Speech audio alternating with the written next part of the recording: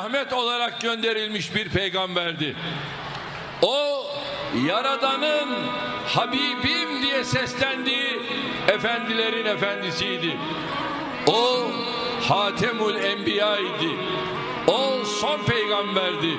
O Miraç'ta peygamberlere namaz kıldıran imamdı. O insanlığın kılavuzuydu, rehberiydi, önderiydi. Onu ve ashabını aç bıraktılar. Zulmettiler.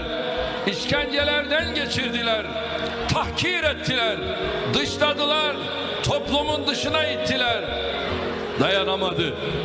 O çok sevdiği Mekke'yi, mükerrem sıfatlı Mekke'yi, evini yurdunu terk etmek zorunda kaldı. Sığındığı bir mağarada yol arkadaşı Hazreti Ebubekir radıyallahu anh Efendimiz onun hüzünlendiğini görünce dudaklarından şu ilahi mesajlar döküldü. La tahzen innallâhe ma'ana.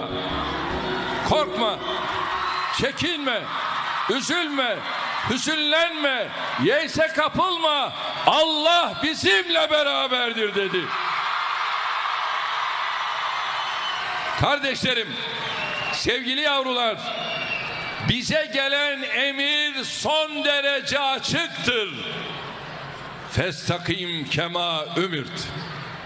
Emrolunduğun gibi dosdoğru ol. فاستقم كما أمرت ومن تاب معك ولا تطغوا إنه بما تعملون بصير